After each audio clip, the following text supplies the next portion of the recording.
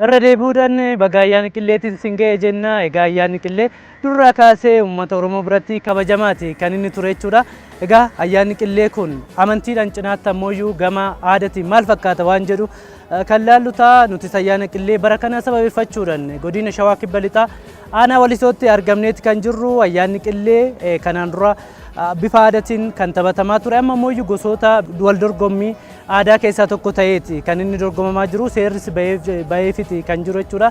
Seerri tapha kanaaf bahee maal fakkaata? Taphni kun ammoo akkamiin taphatama waan jedhu asitti argamnee kan isin daawwachiisnu ta'a jechuudha. Irra deebi'uudhaan baga ayyaana qilleetti sin ga'e isiniin jenna. Ayyaana gaarii isiniif haa ta'u. Walumaan tapha kana kan daawwannu ta'a jechuudha.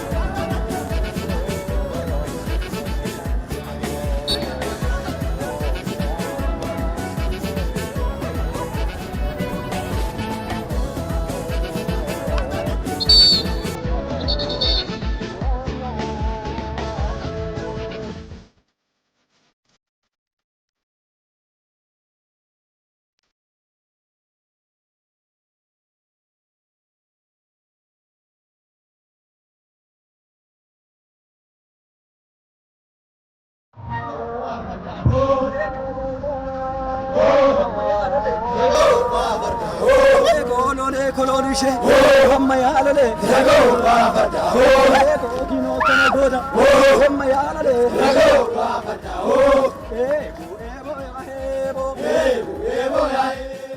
amma duratti namoota hedduu of keessaa qabaayyuu amma garuu qofa kan galmeessuu dandeessu nama 15 nama 15 keessaa namni 5 ni boqota namni 10 immoo ni gadadarra jechaadha. Achiin tokko galii eegadha salgan sun immoo ni taphata jechaadha. Galii eegaan tokkoon ta'a kurnan keessaa meeqa ta'uu jira sagal miti sagalan sun immoo dorgommii keessa galuu jechaadha. Gareen tokko 10 qopheeffata gareen tokko qopheeffata garuu walii galatti kan mee galmeessaa 15 galmeessaa shanan suni of eeggannoodhaaf hin ta'u jechaadha. Gaafa tokko miidhame tokkoon jala jiraan galchanii taphatamuu danda'a jechaadha.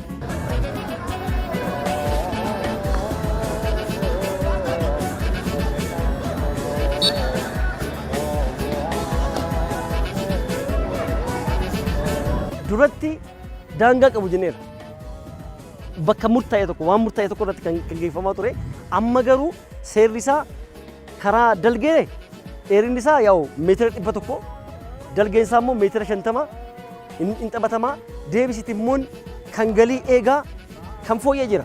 Amma galii eegadhaa meetira 2 bukkeetti meetira 2 achiin booda garantiitti immoo meetira 6 kan galii eegaati naannoo galii eegaa jennee fudhannachaadha. Fakkeenyaaf amma yoo achi dhaqxee ilaalte galii eegadhaaf meetira 6 naannoo isaa hin jira. Achumaan immoo galii kan immoo ruuriin itti galchu immoo sun immoo ol ka'iinsi isaa meetira 1 bukkeen immoo meetira 3 jechaadha.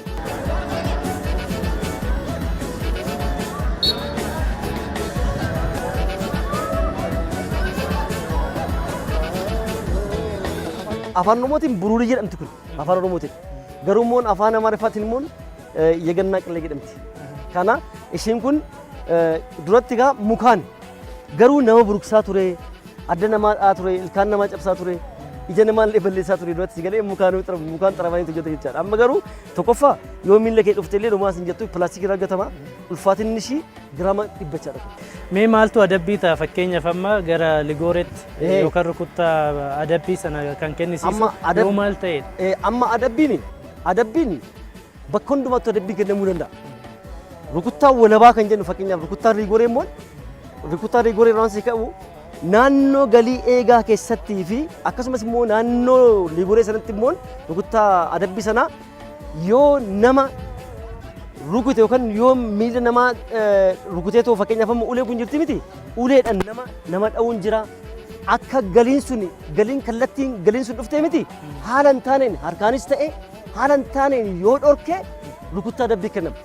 Galiin sun ni galtiyyuu inni garuu kan dhorke miilan tuqee miilan tuquun Ligooree namaa kennisiisu garuu otoo beekuu miilan akka isheen hin galle tuquunsaa yookaan immoo harkaan tuquunsaa kun hundumtuu gara Ligooreetti isa geessa jecha. Amma uleen kun bal'inni kanaa saantimeetira 10 ta'uu qaba. Bal'inni kanaa saantimeetira 10 ta'uu qaba. Kun immoo akkas kan dachaatu kun immoo saantimeetira 20 ta'uu qaba.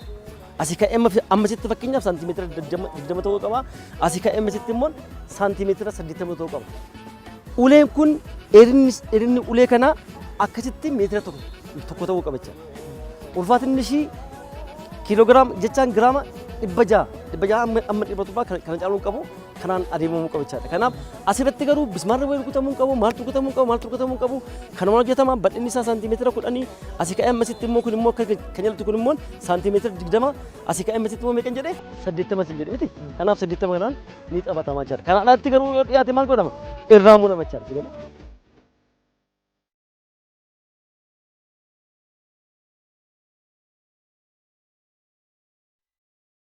Tapha qillee kan jammarree nuyi bara kana waggaa sadaffoodha.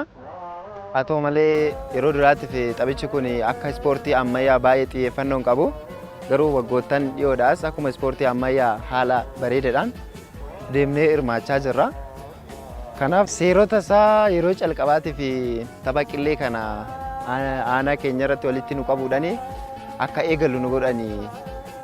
Kanaaf seerota isaa nu barsiisuudhaan taphatti nu seensisan. Seerri isaas taphichi yeroo taphatamu garee lamaan taphatama. Innis garee lamaan kana gidduutti warreen dhaabbii irratti hundaa'a warri karaa mirgaatti taphatan mirga bitaarra kan jiran bitaadhanii akkasiin taphataa eegalle. Uggoo taphatan amma gamaa oliitiin yookaan mirga ofiitiin deemu. Mirga ofiitiin otuma deemanii taphatanu inni mirga irraan gadi akkana taphatu mirga sasanaatti galee ta'uu taphatu mirgi inni sun immoo akkamitti wal miidhuu danda'u sana keessa. Abbootii keenyarraa yeroo durii taphichi kun haala ammaatiin miti xiqqoo ishee buruurii nuti amma ittiin taphannu pilaastikii irraa kan hojjetamu yeroo durii immoo muka geengoo mukichi soqamee muka sana qella'u turanii taphichi immoo yeroo sanaaf ol fuudhaniit asirra qilleensa irra rukutu turan. Amma garuu miilaa ol yoo darbe faawulii jedhama taphichi. Kanaaf yeroo durii akkuma argan rukutanii taphataa turan. Amma garuu seera baay'ee qaba seericha isaa hundaan taphata. Baay'ee bareeda gaamma durattumaa kaasee gaggeeffamaa kan dhufe jira. Gaggeeffamaa ta'uu dhufe abbootiin keenyas ni taphatu ture. Amma immoo ni warruma eenyutti dabarsaa dhufanii qilleen duudhaa Oromoo keessatti isa fudhatamaadha. Ayyaana gaafa guyyaa 29 ji'a arfaffaa irratti gannoo jedhamee fudhatamee taphatama qilleen kun. Qilleen kun guyyaa gaafa 29 taphatama. Yeroo safaruma ijoolleen qe'ee irrattu torban lama irratti yookaan eenyurra buruurii jedhama akka afaan keenyatti akka afaan Oromoodhaan buruurii jedhamaan kan ittiin taphannu sun. Amma qilleen gannaa kun akkuma aadaa irratti immoo fudhatamee dorgommii taasifamaa jira akka Oromiyaa irratti.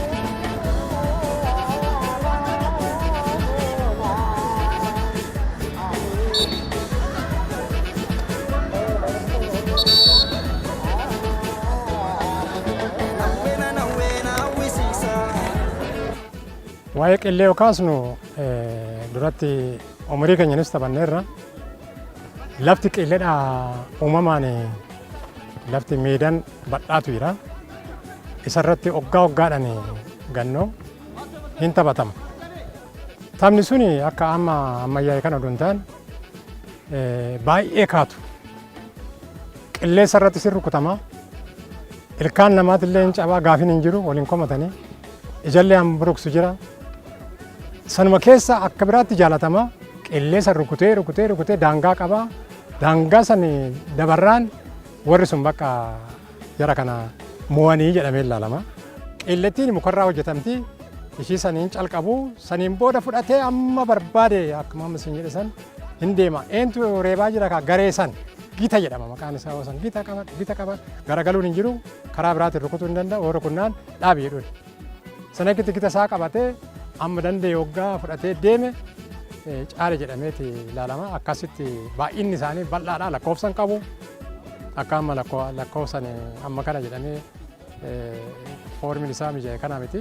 Bakka ma'aatii namni akka kunoo nama 20-30 dargaggeessa akkaata amma manguddoon ilaalu malee nu hoggaa taphannu dhimee keenyatti akka biraatti kaanna darajaa qaba ka Oromoo keessatti gizeen ol'aansoo gizee qaba gizeen qillee taphannu gizee qaba.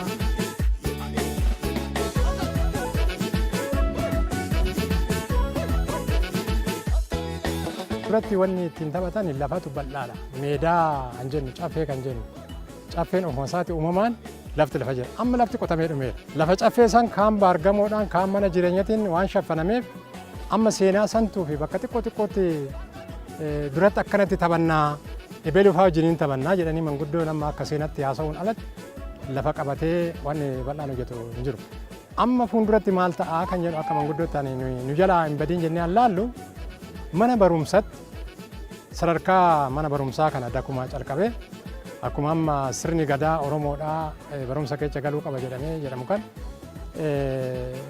sagantaan kennamee fi barreeffamni wayii kennamee fi manguddoon illee akka hubannoo kennan akka aadaatti ogeessi wanni barreeffamaan ol kaa'u jiraachuu danda'a.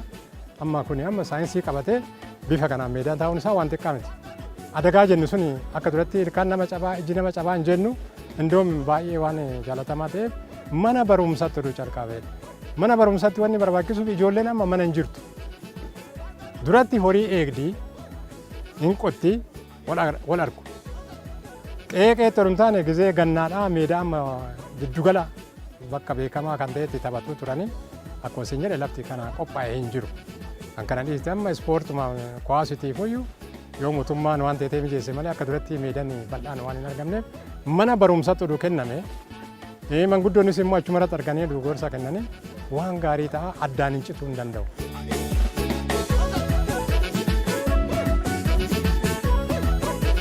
Ispoortiin aadaa kun ispoortii ammayyaatiif bu'uura. Bu'uurri ispoortii ammayyaa an aadaa kana jechaadha. So aadaan kun jiraachuu baate ammayyi kun hin dhufu jechaadha. So inni kun akka hin irraanfatamneef qonnaan bulaa keessatti caalmatti kan beekamu jechaadha ispoortiin. Gosoota ispoortii garaagaraatu jira. Keessumaayyuu ispoortiiwwan amma bara kana keessatti xiyyeeffannaa addaatiin irratti hojjennu keessaa fi kan nama baay'ee qabatee jiru ispoortii qiilleeti.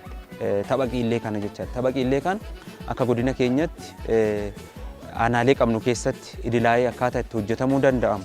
Leenjiiwwan ispoortii aadaa kanaan wal qabate leenjisummaa fi murtee kennummaa irratti akkaataan irratti hojjetamuu itti danda'u irratti leenjii Oromiyaan karaa Federeeshinii Ispoortii Aadaa Oromiyaatiin akkaataan itti nuu kenname bara darbes nuu kennamee jira.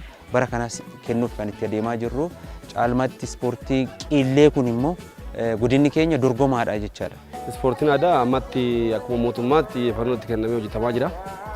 Kanammoo kan agarsiisu akka mootummaatti baroottan darbe naannoo Amaaraatu olaantummaan xumuraa ture waan ta'eef baroota waggaa lama asitti Oromiyaan olaantummaan xumuraa jira waan ta'eef hirmaannaan godinaalee fi magaalotaatis olaantummaan dabalaa jira.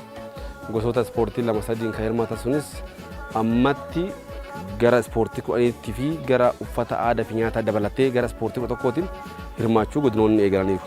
Kun immoo maal agarsiisa? Xiyyeeffannoon achitti kennamuu isaatii fi sadarkaa achittis aadaan hundaa ol kan dursuu fi dhimma eenyummaati waan ta'eef birmadummaa isaati waan ta'eef amma xiyyeeffannoo kennee godinnis magaallis hirmaannas dabalee dorgommiis karaa bareedaa ta'e hirmaachuun eegalameera jechuudha. Qiilleen seera mataa isaa danda'e qaba. Murteessaan gidduu jira kan sarara eegan jiranii akkasumas qabxii qabu. Saniin ta'ee garaagarummaa kubbaa miilaatiin tokko nama tokko irrataa nama kudhaniin taphatama. Kubbaa miilaa nama tokko akkasuma immoo daqiiqaa 30 taphatu.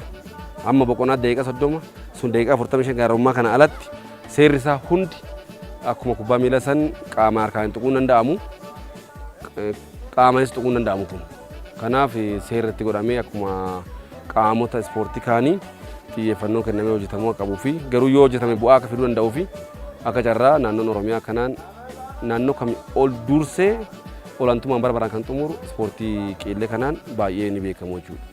Kanaaf gaarii ta'uu fi hirmaannaan garuu hamma eeggamu hirmaachaa jiran godina 7, 8, 9 kan hin caalle waan ta'eef ammas xiyyeeffannoo barbaada. Egaan daawwattoota keenya qophiin addaa ayyaana qillee sababeeffachuudhaan godina Shawaa Kibba Lixaa aanaa Walisootti isiniif qindeessine kana fakkaata waan daawwattaniif galatooma isiniin jenna. Irra deebi'uudhaan ayyaanni kun ayyaana gaarii isiniif haa ta'u horaa bulaa deebana.